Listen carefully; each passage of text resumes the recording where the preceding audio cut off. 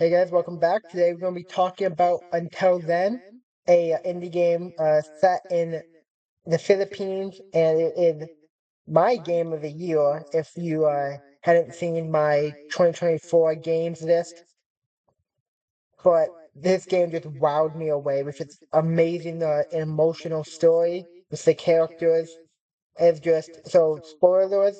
There'll be plenty in this video because it's a really story heavy game. So to talk about it, I'm gonna have to talk about plot points. So you have been warned. Highly recommend playing it. Such a beautiful emotional story, as I said. But if they're still here, you've been warned. But before that, the gameplay is a lot of text reading, but there's just enough gameplay sprinkled in to remind you that it's more than just a story, it is a game. And the piano mini game that is you do a few times, pretty fun. Has its challenges, and it's really rewarding. Probably my favorite mini game in the game, but there's enough of them sprinkled in there as nice little breaks from text reading, and for the most part, they're all fun and lighthearted. There's throwing darts, which is fun. There's some other carnival game stuff, and it's just a nice change of pace. And this is one of the more simple ones, so to say. Not much of a mini game here, but this is our main character Mark, and you'll play as him throughout the game, and you will meet other characters such as his best friend Cassie, Nicole, and Luis, to name a few. Cassie is his childhood best friend. Luis is the class president, and Nicole is the new girl. And for me, it was his story, Mark's story with Nicole, that really wowed me. I know a lot of people love Cassie, and she's a great character, but I just love the dynamic between Mark and Nicole. But as you can see, just a normal day at school so far, but things will take a turn for the worse and for the better. But what I really want to touch on is, like I said, that story with him and Nicole. So, final spoiler warning, but him and Nicole, start out on the really bad foot, crash into each other. He destroys a project and they hate each other. But it's that hate turns into, teasing and eventually, a budding romance. And they really connect well. And Mark focuses more on her than he does his best friend Cassie. And major spoilers here, Cassie kind of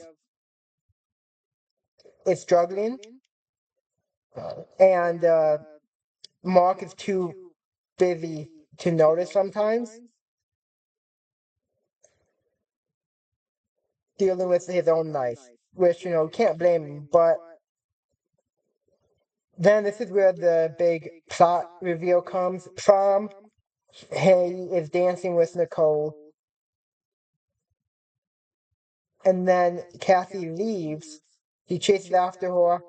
I'm not going to go into more detail. Then the day looped. He's back, but it's not quite the same day. There's small differences. This group project that we see is different, and I'm a sucker for time looping in games. I'm just this game really reminded me of Steins Gate in a lot of ways too, which is one of my favorite animes and visual novels. So you do a time loop and then another time loop. So there are three endings, so to say. But yeah, ending one, part of me wish it ended there. I mean, it would have been a shock of an ending if you've gotten that ending. But for me, if it ended there, that's a 10 out of 10 game.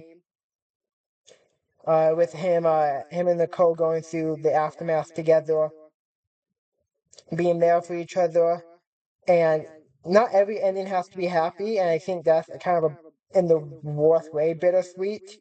But Then the second playthrough, kind of going on like a little bit of an oxen-free paranormal, uh, with all these time loops, and then the sword, him and Nicole are trying to stop the time loops, and because every time they get close to each other, it gets worse and worse, and the natural disasters get worse, and the paranormal gets worse. So they're like fated to not see each other, but then they end up seeing each other on accident and on purpose. So it's a interesting, lovers that can't be together. And then there's many other time loops that you don't see because they get married in one of them.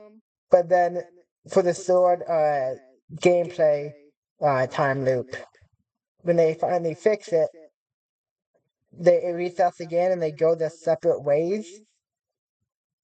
And in this ending, you don't. She doesn't move to the school. Nicole is no longer the new girl,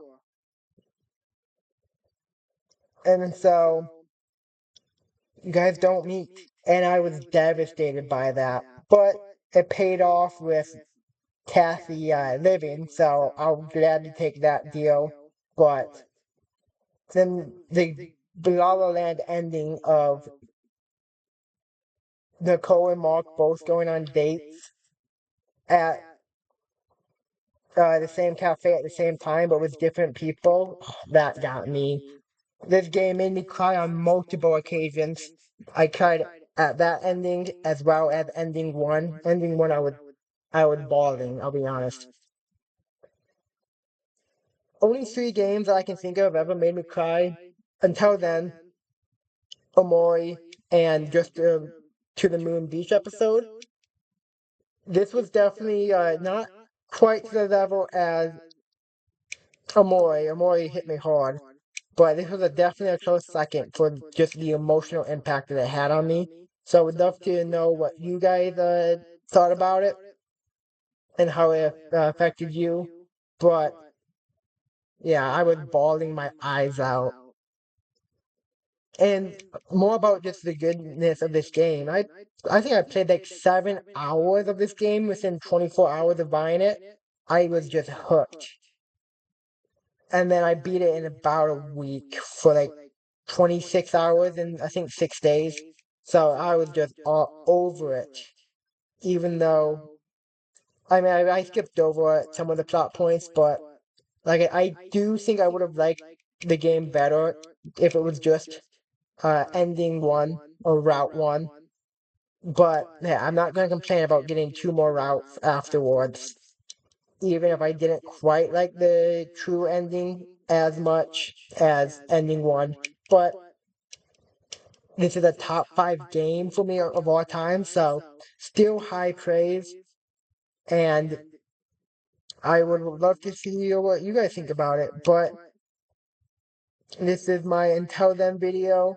Um, I will be making a Space for the Unbound video after I finish that game. If I know there's a lot of similarities in these games, and in Space for the Unbound is the reason I actually bought this game because I was interested in a Space for the Unbound, which led me to discovering this game, and so I ended up buying this one before I ended up buying a Space for the Unbound.